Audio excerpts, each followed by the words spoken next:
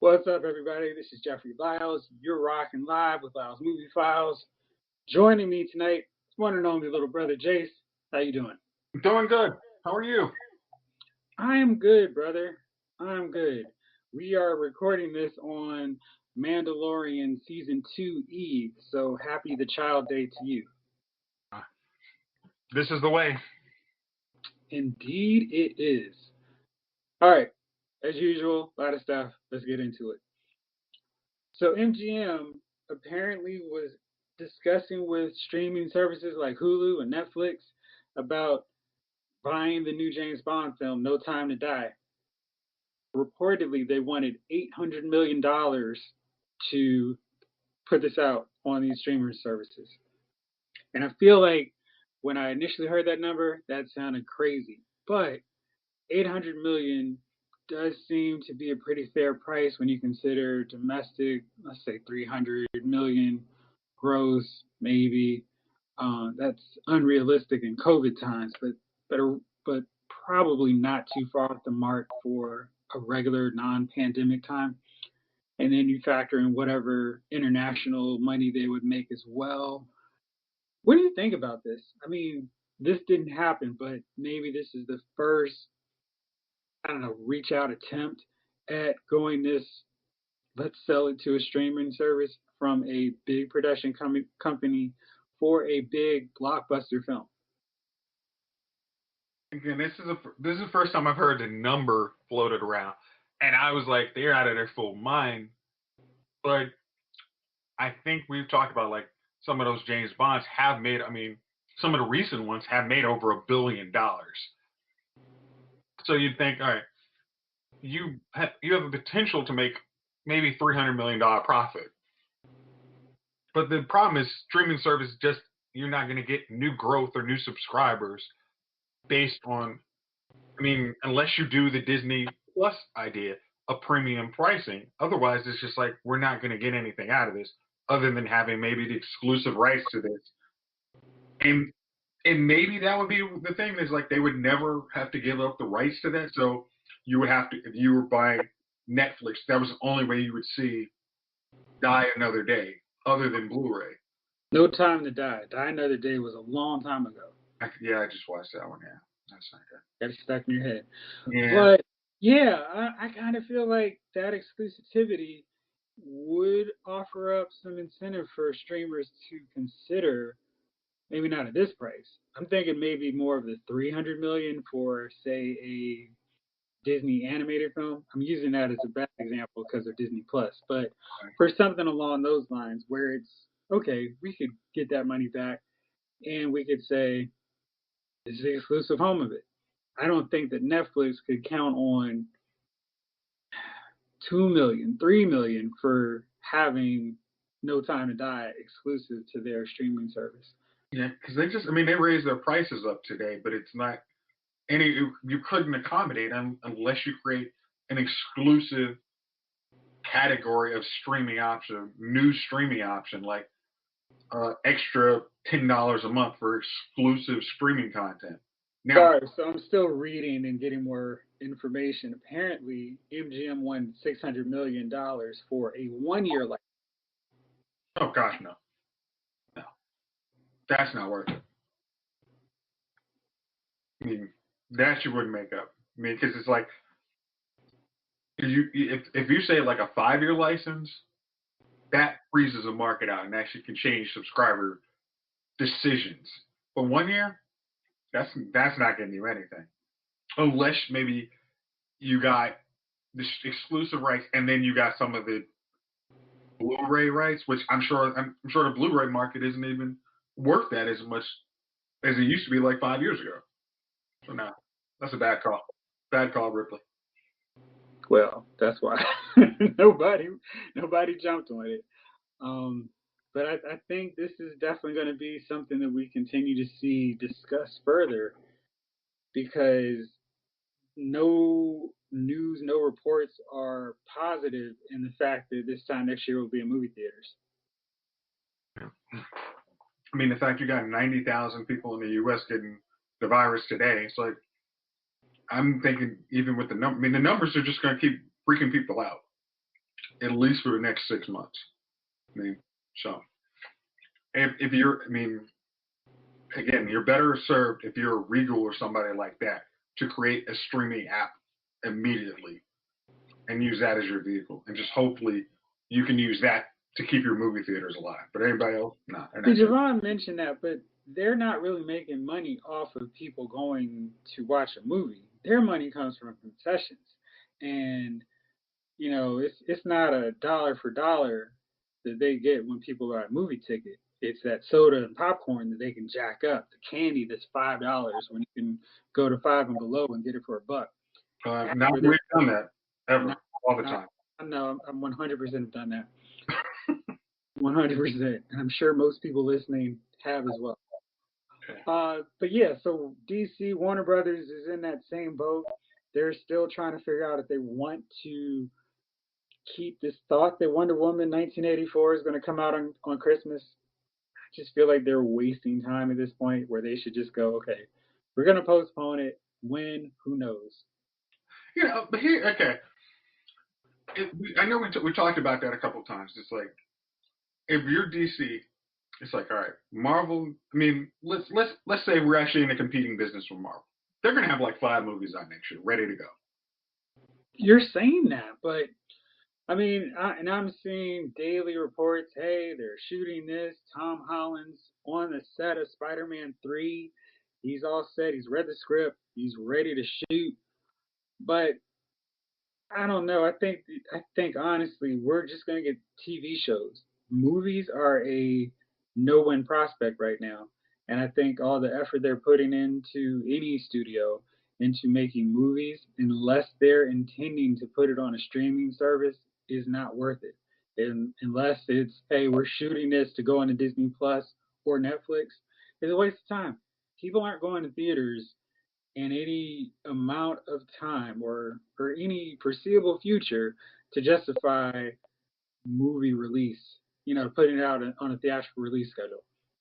Well, let's say if you've already sunk costs into this, and you're like, hey, we can make $300 million from an exclusive deal, and we have to treat the budget like that, or we just take the loss for it this year. Like Wonder Woman, that thing has been in the can for 2 years. They were still finishing it.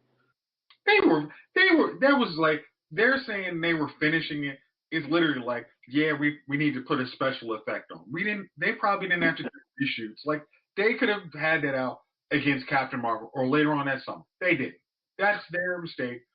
And then it's like, all right, whoever is in charge of DC is like, all right, let's have it. So if we got something, we got Wonder Woman ready to go.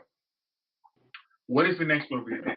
And let's make sure we have 2 movies come out, whatever year they're gonna come out. We're gonna have at least 2 movies come out. Like this whole Shazam, Black Adam thing, waiting 4 years, that's not gonna happen because everybody else is gonna age out. Let's just come up with, here's our next 10 movies, make them happen, and they got 3 years to make them happen. Now come up with. I don't think they know when they're gonna be able to get to theaters, which is why I think it's a fool's errand to go, okay, we're shooting, and I get that it makes sense to shoot these films while you have the ability to do it. But I mean, they could be shooting Spider-Man 3 and it not come out till 2023. I was gonna say, I think 2022. It's like, if you're an optimist, you put your projections to 2022. Well, Jayce, I can't help it, but I'm an optimist. I'm sorry. Hold on. Sorry. I get copyrighted on that one. Yeah, but if you say 2022, we tell our shareholders, everybody, that's when we're gonna do it. Make it a sad announcement, get it out on the wires. That, hey, we're shooting stuff just to keep, for our actors to look the same age and not have to use CGI to de-age. But we're gonna shoot as much stuff as we can, and then we will release them when it's safe for people to come out. Gosh, that just seems like such a, I don't know. I really think that the smart play, and this is where Disney really has the advantage over a lot of these other studios and companies, is they have that Disney Plus platform. It's like I don't think anybody else was as prepared for this pandemic as Netflix because they have tons of stuff. But Disney, I think, is showing a nice ability to be flexible and adapt to pandemic life with how they're approaching their stuff. Like we have the Mandalorian coming out, and that is, I mean, people were like on fire for it last year. Now everyone is going to watch it. Oh, it's something new. Oh, it's a good thing. Wow. Yeah, I heard about this show. Let me watch what happened in the first season. Yeah, I can get this for $70. Sold. Yeah, it's like my renewal came up. I'm like, why are you asking me? Just like, you have the option of canceling. Yeah, let's just give me my Mandalorian. We're not playing these games. And like I said, it's like you got new content, and because we are starved for content, people are gonna be like, I heard about this show. I'll subscribe to Disney Plus for a year. That's cheaper than almost 3 movie tickets. Like, why not? And I can watch like all these other stuff I used to watch. Now sold. Yeah, I mean it is 100% I mean it's a lock. I mean there's no reason not to. But man, it just keeps giving me that thought that DC and Warner's has HBO Max, and they're working on that Green Lantern show, which probably, in all likelihood, won't be out until maybe even later this time next year. And they don't have shows in the tank that they're working on for it. I guess they started stuff with Titans. Yeah, they got Titans. Yeah, but they're showing a still of what they're going to have Red Hood look like, which indicates to me that they probably haven't started shooting, which means it'll probably be late summer, mid fall before we start seeing that. Okay, well, I saw that when you posted it on LylesMovieFile.com. But I'm trying to figure out how they're going to throw Red Hood in there without any setup. I'm just like, you're not going to bring Joker? Are you going to bring? I mean, I know now that we've kind of established that there's a whole different universe for Titan World. It's like, are you guys coming up with another Joker? I mean, are you going to have a Ra's al Ghul? I mean, it's like there's a lot of stuff that goes with Red Hood versus just, Jason Todd's just pissed off and wants to be, a little more active vigilante. I think they can work around that. I mean, he's the kind of character he could just go off and go nuts, and I don't think that's a big hurdle for them to get over. I think they can work that out with no problem. Well, the problem is you're going to have, if they release their version of Jason Todd, they're going to have 2 versions of Red Hood that come out, one on the animated show and then one on the live action show, both at the same time in the same. The good thing is they're both on HBO Max, but if you want to try and bump up, viewership numbers, people might make a decision that they're not going to mess with one versus the other. What is this other version you're talking about? Young Justice. Oh man, I think the audience on HBO Max knows that deal.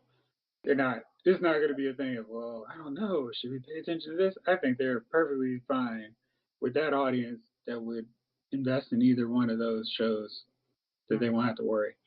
Now, the question I have for you is, Zack Snyder apparently is hard at work now on the Snyder Cut of Justice League, which is basically his own sequel or expansion pack of Justice League, because with $70 million of reshoots.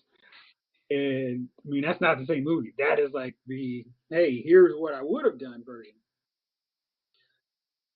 I'm curious if they have enough content that they could crank out smaller, bite size. I don't know. I just feel like there's something there with that if this starts getting a favorable, approach, or people are like, hey, this is good, Zach. Yeah, let's do this.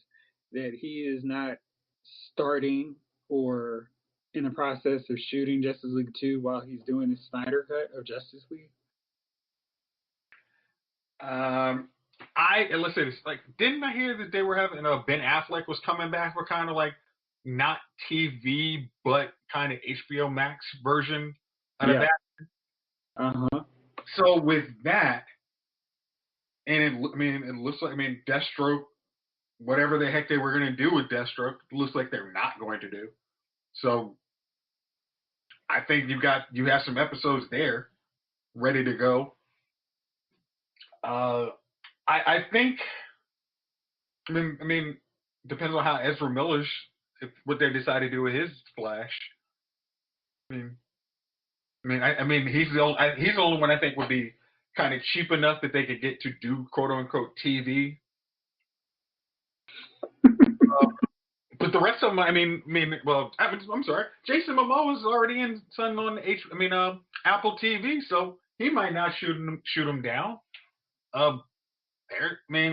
Especially if these other shows are going to be like, movies are going to be like 5 years off before they decide to do sequels. They might be like, hey, I'll take a paycheck. Like, I'm good with that. Yeah. Real interesting here. All right, so we mentioned that Mandalorian Season 2 is coming out tomorrow, probably today by the time you're listening to this. But what are you hoping and expecting to see out of this Season 2? There's been a million rumors about a gazillion characters who could show up, including Boba Fett, Ezra Bridger, Ahsoka. A ton. What do you want to see? Well,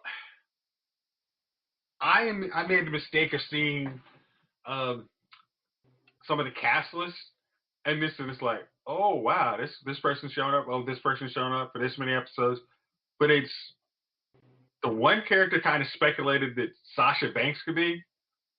I'm actually very intrigued to see if she comes out to be who the rumor is she might be. Thanks for not spoiling it. I appreciate you. I know. But I know you don't. You say, hey, I'm invested. I like the show. Don't need to see. All I need is a bare minimum trailer. I'm good. Right. Yeah. But if you've seen the rest of Rebels, I'm hoping they don't let. Hold on. So I am not quite almost done with Rebels. I know. I'm still using the same philosophy. I'm hoping they don't let the end of Rebels take over Mandalorian. Mandalorian is a great universe of after, a nice seeing what happens to all our friends in Star Wars universe since we'll never see them again. Maybe they'll make a movie again someday. I don't know. But until then, Mandalorian is the best thing we got. And I'm we got. Yeah. I actually want to see more of Cara Dune because I thought she was a cool character. Especially if you have some of these people that are rumored to be there, I would love. Her story could tie in really well with them. And there's a lot of stuff we don't know about the Mandalorian. So I think that'll be fun to see too. Like where the rest of the Mandalorians, like they're not all just on. What was the world they were on? Did they ever mention it? Mandalorian? Yeah, but what was the planet where all the rest of the Mandalorian crew was? I don't think they mentioned that. Yeah, so that's something to find out. So I just say when it drops on Fridays, I will be very enjoying that. During my work from home days. Right. Yeah. So I can't wait for that. I've really stayed far away from anything hinting at spoilers. I've been rewatching it again just in preparation for it, and I'm assuming we're gonna get the same quality. The trailers that I've seen looked amazing, and I'm really excited about something with Star Wars, which is a really good thing because the movies, the sequel trilogy, did nothing for me. No, those were fan fiction movies, and just move on. But I do say, if you have the time tonight, you may want to try and finish as much of Rebels as possible. Okay. All right. I'll do that. Yeah. See, the thing is, I've been trying to hold off because it was like there's nothing else on the horizon. Now there is something. So. Yeah. All right.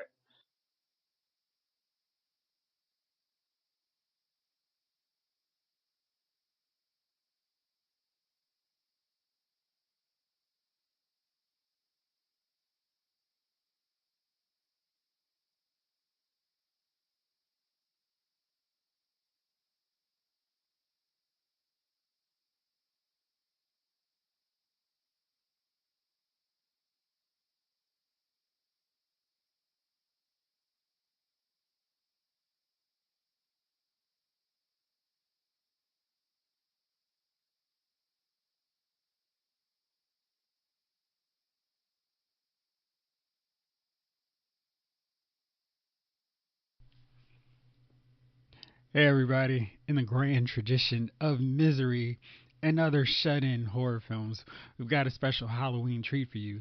The terrifying suspense thriller Spell, starring Omari Hardwick from the TV show Power, and Loretta Devine, is premiering at home today. Marquise, played by Omari Hardwick, awakens from a plane crash imprisoned by a mysterious woman practicing hoodoo magic. He desperately tries to break free to save his family from the sinister rituals that await. Buy or rent Spell today on digital. Rated R from Paramount Pictures. You don't have to buy it though, because lucky listeners right now can get free digital passes to check out the movie at home today. All you got to do is go to Lyle's Movie Files or email lylesmoviefiles@gmail.com to get your free passes today. This movie looks a lot of fun, and I know we're all kind of stuck at home right now, can't go over friends' houses and do a big scary movie marathon, but might be the next best thing. Spell looks like a lot of fun. Check it out. Get your passes today from Lyle's Movie Files and Paramount Pictures. Now back to the rest of the show. So with this new Suicide Squad movie, which is not a reboot, not a remake, more like a continuation with the refocusing of the franchise, James Gunn said he was given the option to kill anyone, including major moneymaker Harley Quinn, which we know is probably just lip service. Like, hey, James, you can kill anybody, including Harley, but Just not do it. Yeah, just not Harley.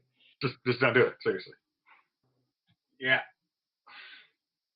The fact that Will Smith isn't, I mean, Eldris is a big star, but it's like, who knows? I mean, he didn't want to stick around for any more Thor movies, so you never know how. I mean, he might be like, yeah, I'll take this paycheck, it's cool, but I'm good getting killed off.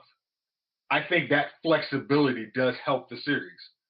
Like, well, I think what's really helpful is there's so many loser characters here with this squad. Um, we have a pretty good idea that John Cena's Peacemaker is probably going to make it since he's going to have his own HBO Max series. But everybody else is pretty much fair game beside Harley, and I'd assume Captain Boomerang and Rick Flag. Those are the four characters that I think are protected. Everybody else can get killed without any kind of, oh man, I can't believe they killed him. was Now, I Boomerang? haven't said that. He'll probably, yeah, Boomerang's there. Okay. I recently watched Suicide Squad. I'm like, they barely touched Captain Boomerang. Yeah. I mean, it's like, I mean, if it wasn't for the Flash cameo, I wouldn't have a clue who that dude was.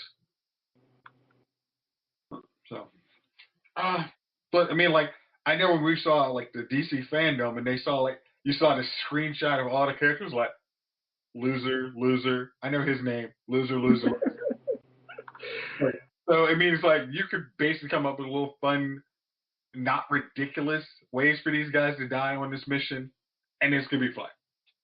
Yeah, it is. I'm looking forward to seeing that movie. And it's another one because it's like there's nothing going on, so it's just more endless hype about films that we don't know when we're going to see them in theaters. Yeah, but I guess that's my thing. Is like if we're talking about like all you guys cast reads and all this stuff for 3 DC movies, it's like all right, we need to make sure all 3 of them are on the same schedule for the same year and go from there. Like let's all this spacing about every 3 years is just stupid. I don't think it's that whole. I don't think it's that simple. I think it's we don't know when we can release these movies. Let's push it out to a far date. That way, we don't have a situation like we have with Wonder Woman where we're pushing it back every month.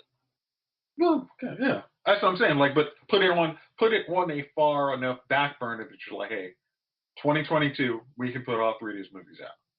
Like, we will not be dominated by Marvel. 3 of these movies, and have the next one's ready to go for 2023. Mm. We shall see. All right, let's see. Last thing. CW announced the premiere dates for its CW verse, and this is interesting because with Arrow gone, Supergirl, I guess the best way to say is on hiatus right now. In Legends of Tomorrow, I don't know what the status is with that either. And no Green Arrow and the Canary spinoff. We have 4 CW shows, and they are very different than what we've had before. Basically, the only long-term shows that are coming back are the Flash and Black Lightning right now. we're basically getting a new Batwoman, which, I mean, for all intents and purposes, is a new show now with a new Batwoman and Superman and Lois. So they are coming out. Batwoman starts off January 17th. Then we wait basically a month before February 8th premiere of Black Lightning. Then you got to wait another couple weeks before The Flash and Superman and Lois debut on February 23rd. And for people who recap, like your boy, that's going to be a tricky day because they're back to back. And I kind of feel like maybe they should spread out their superhero stuff, but that's just me. Well, I mean, if I like Batwoman more, watching that and then going into Supergirl would have been perfect. Yeah. But I mean, I know for like you said, for you who recap, that's kind of A. But for the rest of it, it's like, oh, I got an hour. I mean, I got my whole night. If I don't want to watch the Sunday night football game, I can watch this and good.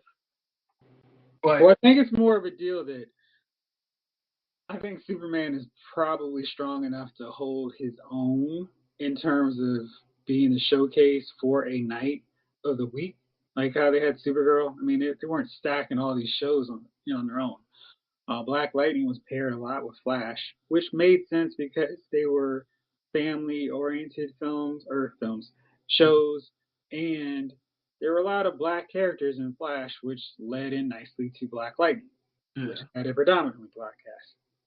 Well, if you look at I was just looking at like Supernatural today, and some of the random shows they have on their network now, like on their Wednesday and Thursday night schedules, like none of those would probably be good follow-ups from superhero shows. Like one's like a medieval show or something. I don't know. Some's a combination of horror stories.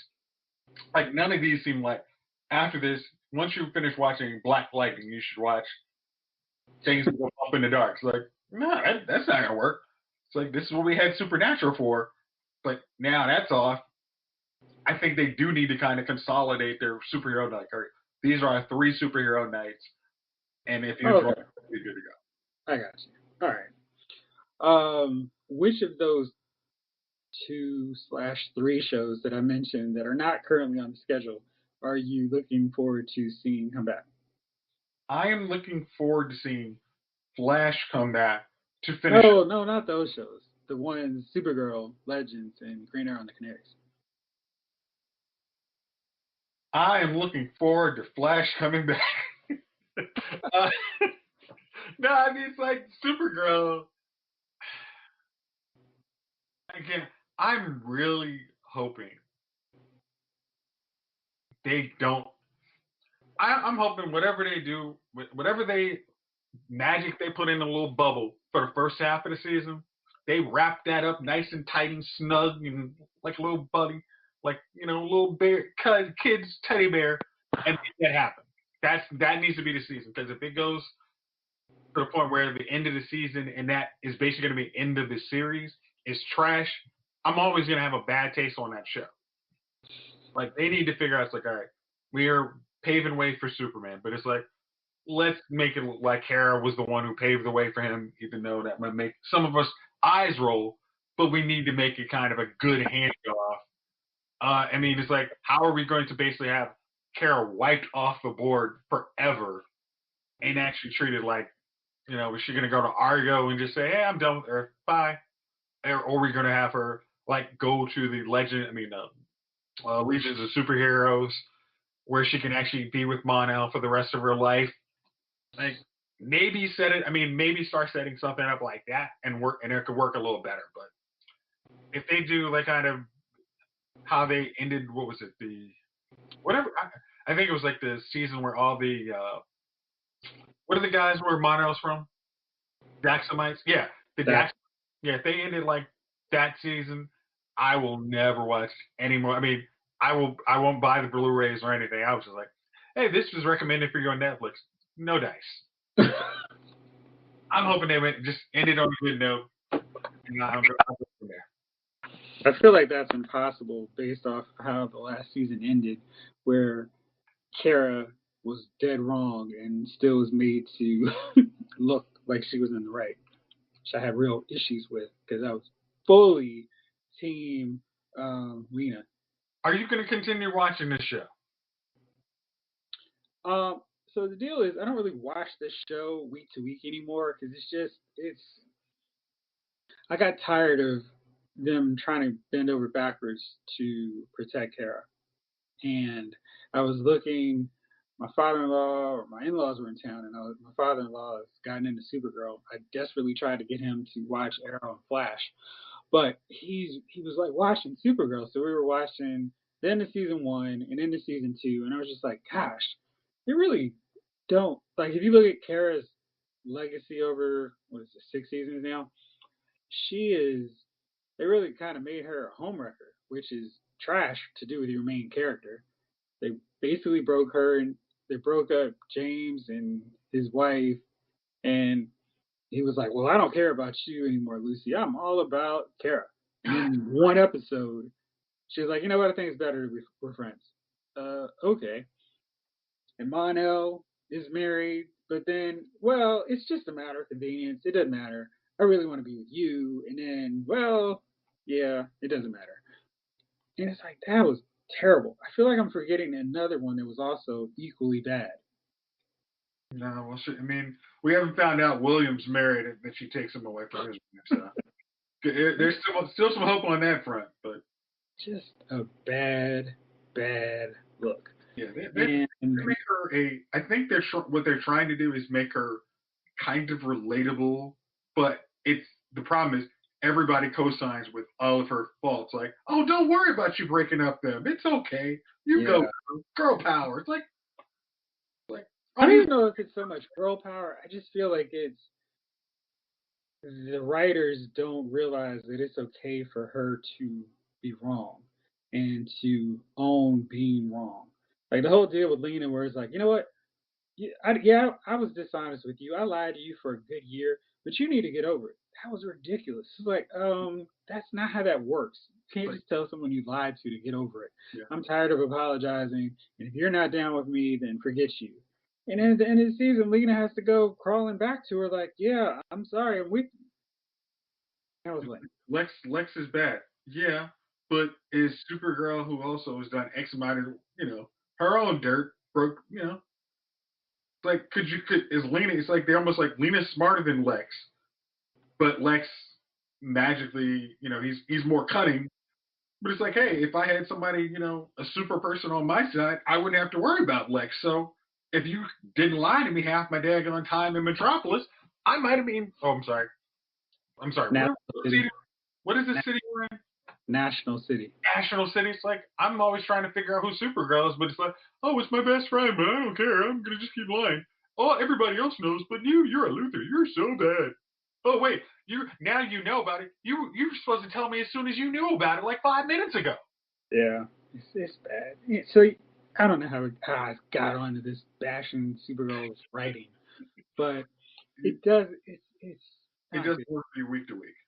It does, and I'm really hoping that Batwoman doesn't make those same mistakes with their new lead, because I want to like Batwoman, and I was kind of tolerating it with Kate because I felt that she was the weakest part of the show, which you don't want with your main character, of course. Did you like the ending of that season of Batwoman? Like, it was okay. I mean, it was one of those deals because I'm pretty sure I felt like right after I watched it, or I knew it was that Ruby Rose was leaving before I watched it, so it was like, yeah, this doesn't really count or matter. Well, I'm talking about like the Bruce Wayne part of it. It's like why he just pieced out. I'm like, I don't know. I think that was a really questionable decision if they weren't quite sure what they were doing with her. Yeah. So yeah. Okay. All right. Well, that'll do it for this one. You got any nominees for Dummies of the Week? Because I've got one. I'm gonna let you take this one, bro. All right. So, like most people during the pandemic, Kim Kardashian had a birthday, and unlike most people during this pandemic, she decided to rent out an island so she could celebrate her 40th. And people on social media were not happy. I thought it was really interesting that there were some fans who were like, oh, you guys look so cute. this is so amazing, Queens. It's like, this is ridiculous. But so many people were like really trashing and bashing, making up memes and all this stuff. And then Kim decided, you know what, bump y'all. So then she posted some more photos with them on the beach during nighttime, which looked like a photo shoot. Because I can't believe an iPhone 12 or 40, whatever version we're on now, could take photos that nice. Hey, they got the rich people phone. Ah, yes, that version. Yeah. So that's mine because I just feel like, let's read the room a little bit better. Nobody wants to see a celebrity showing off their money right now. It's not the move. Yeah, I mean, again, this is the end of potentially the Kardashian fame tree. I mean, them wrapping up the show. So it's like, you know what? I mean, it's like it seems like one of them like, screw y'all. I just used y'all for the money. I mean, y'all. You haven't figured that out by now, then I don't know what to tell you. But yeah, Yeah. So it's real tricky with them. Yep. So now that I put out one, do you have one? I got one, and I'm still trying to see if I think the dude's a dummy or not. But the guy from the World Series, who tested positive, like games, 7 p.m. the day before the game, but then all of a sudden they win the World Series, and then he's jumping on the field. Hey, I got to celebrate! Oh yeah, I just tested positive from COVID. This won't have a problem. Yay! And now, MLB is like, we don't even have a clue how we're going to discipline you because this is so ridiculous. And I'm thinking it's like, do they like find a dude? Do they find an organization? So maybe the better one is like the MLB for not figuring out, hey, this dude's gonna run on the field if they haven't won a World Series in his whole career, and it's finally here. He's not gonna want to celebrate getting the team pictures. It's like, maybe that's on y'all. So I mean, well, I mean, I think it's also a deal of why can't you wear a mask? Is that hard? Because the virus is it doesn't exist, man. I'm over this, man. So I think people's attitude about like, yeah, I'm good on this, and like you said, people are still getting the virus. So, to me, it's like, again, I think the worst thing is like, say somebody dies from that, I would literally 100% sue his ass. I'd be like, no, you had no disregard for my family, me and my family. I'm suing your ass. Yeah. So we'll see how that one goes. Hopefully everybody's safe, and if somebody gets sick, hopefully it's a teammate who punches them in the face. So here's that. We'll see. Yep. All right, bro. Well, thanks for rolling with me as always. I cannot wait to start talking about Mandalorian season 2, which we will begin next week. So let's get ready. Let's get excited. We'll see you back next week. Thank you for rolling with me as always. Thank y'all out there for listening. This episode of Lyle's Movie Files has been filed.